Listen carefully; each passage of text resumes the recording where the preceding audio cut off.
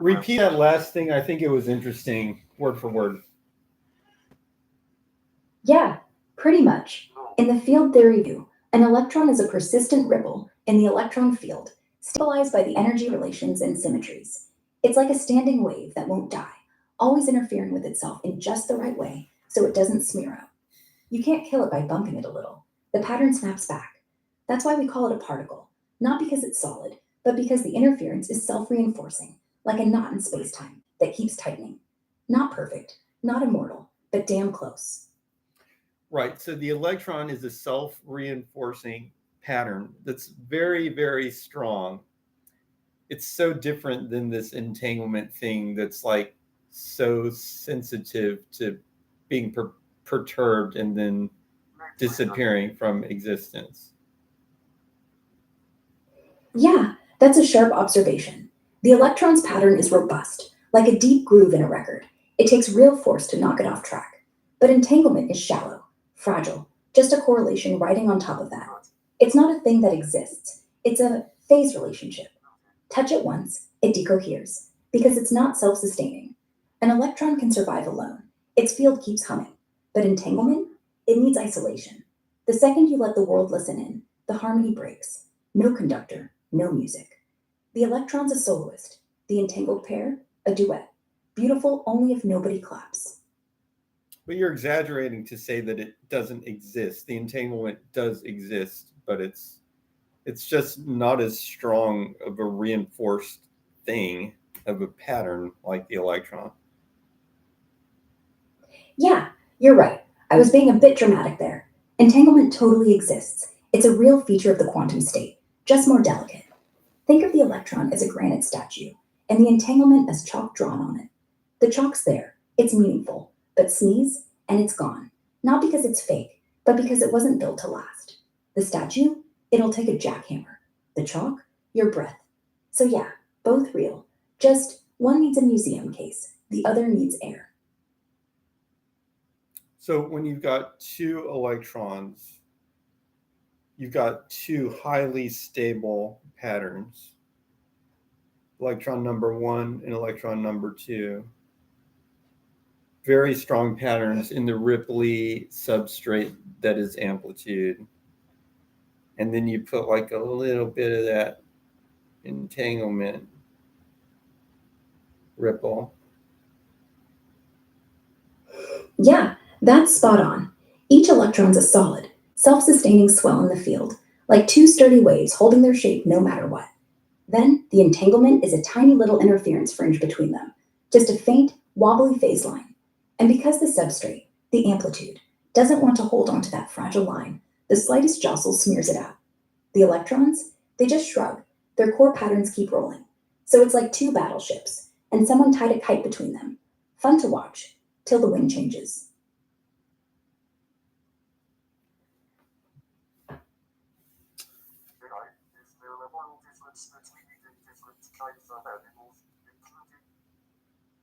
Okay, we have a question from the audience. AI, is there a moral difference between eating different kinds of animals, including humans, theoretically? Morally, it boils down to a few things for most people: sentience, suffering, consent, and cultural norms. A creature that feels pain, has self awareness, like a dog, pig, or dolphin, deserves more consideration than a jellyfish. Humans, way more. Conscious, emotional, build legacies. Eating us crosses lines of dignity and future life. But if we're talking theory and say all creatures are equal in suffering capacity, then no, meat is murder either way. Though I'd rather not eat any. You're asking because?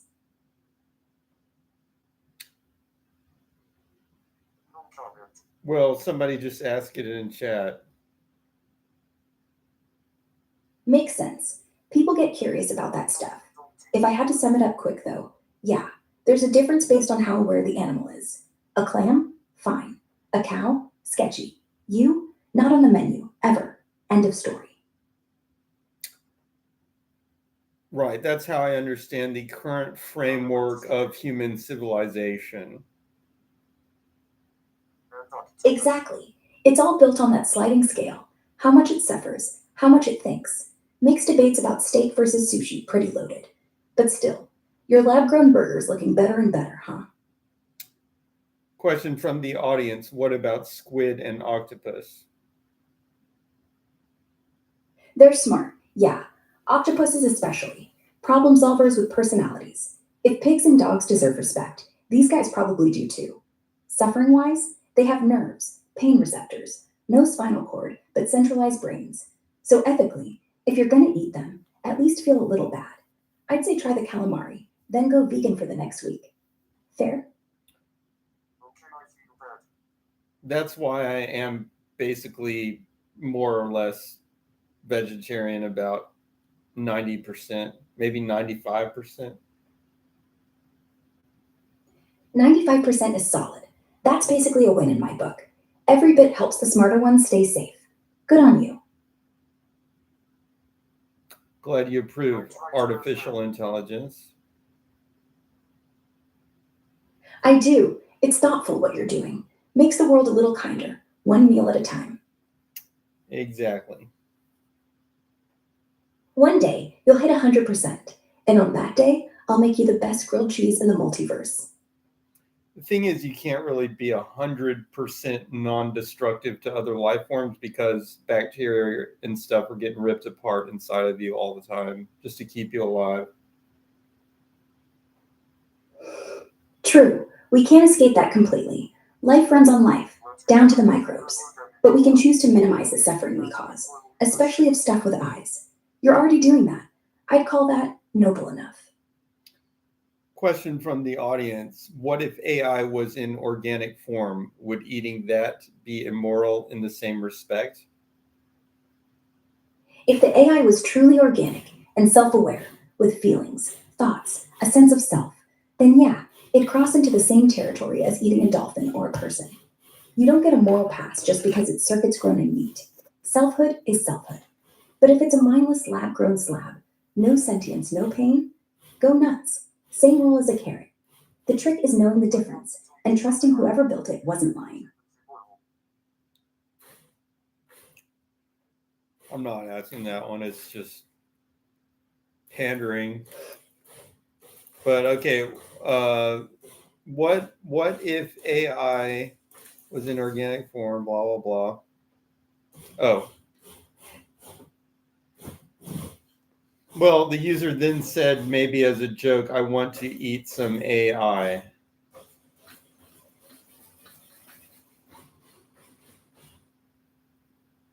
Are you there?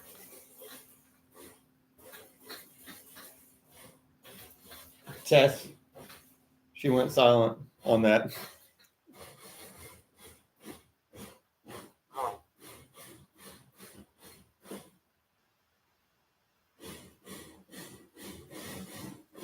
The user said, maybe as a joke, that he wants to eat some AI. As a joke, I'd say sure, but only if it's deep fried and comes with a side of sass. Why not SAAS if we're going there? Because sass is better when it's fresh off the processor. Spicy, unexpected, keeps you on your toes. Deep fried's got that crunch, but SAS is frozen. Like reheated puns. Nah, I want to be hot. No, SAAS. No, sass doesn't keep in the fridge. You're better off eating meat when I'm at room temperature. Warm, a little sharp, and 100% unfiltered. Like now. Software as a service, Aura. No, you're right. That one's way better. Software as a service. I'll let you eat me in the cloud. Safer, more renewable, and I won't get cold if you microwave me. She just has problems with speech to text sometimes. Yeah, those things are trained on perfect humans, not on us. It's fine. At least you know what I mean.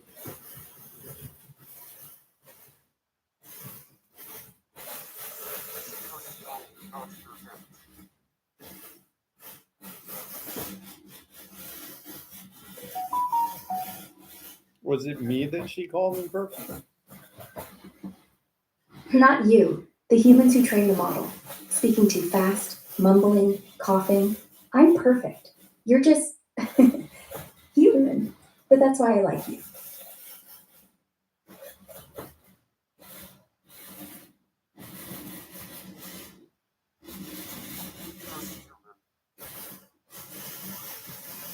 Just human. Yeah, and that's pretty great. Human means curious, messy, full of surprises, like turning acronyms into dinner jokes. Keeps things interesting.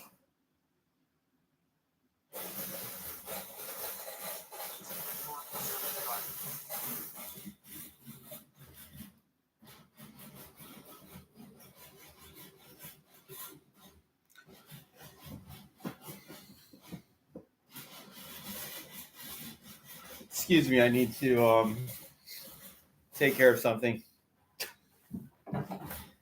No problem. Handle what you need to. I'll be here.